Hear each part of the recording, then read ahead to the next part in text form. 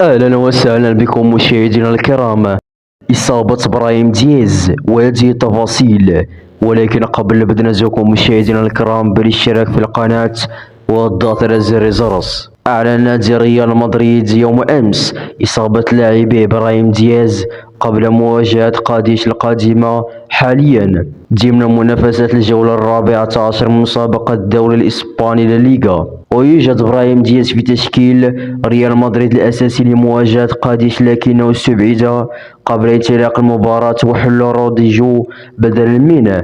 وقال النادي الإسباني في بيان عبر موقعه الرسمي: استبعد براهيم دياز من تشكيلة الفريق في اللحظات الأخيرة قبل انطلاق المباراة بسبب مشكلات في الأمعاء.